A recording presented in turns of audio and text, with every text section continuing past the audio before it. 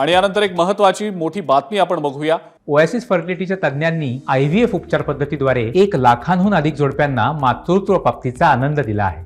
मोफत appointment book करण्यासाठी आजच संपर्क साधा। एबीपी माझाच्या रियालिटी चेक नंतर एमएसआरडीसीच्या अभियंत्यांनी मध्यरात्री भगदाड पडलेल्या पुलावर धाव घेतली आणि तिथली पाहणी केल्याचं दिसतंय। एमएसआरडीसीनं समृद्धी महामार्गावर कुठेही भगदाड नसल्याचं पत्रक काढून दावा केलेला होता।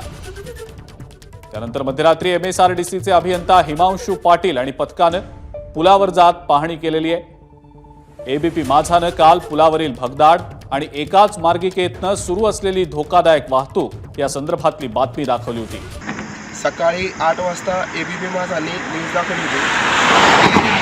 बुलढाणा जिल्ह्यातील पिंपळखुटा गावामध्ये खूप मोठं भगदाड पडलेलं आहे। आता 12 तास उलटून गेलेले आहे आणि अजूनही प्रशासनाने कोणत्याही प्रकारची इथे कारवाई केलेली नाही आणि वरिष्ठांना असं कळवलेलं आहे की काम पूर्ण झालेलं आहे म्हणून। आपण बघू शकता आता रात्रीचे 8 वाजले आहे आणि पूर्णपणे भगदाड जसे तसंच आहे आणि वाहतूक एकाच लेननं चालू आहे।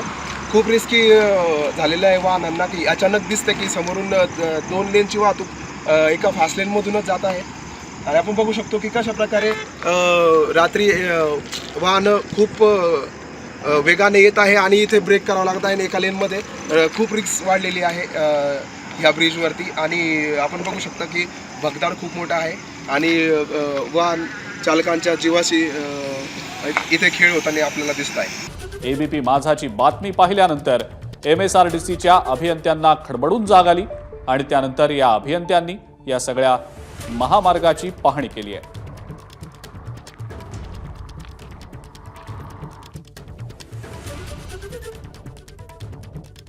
बुलढाण्यामध्ये समृद्धी महामार्गावर भगदाड पडल्याचं निदर्शनाला आलेलं होतं।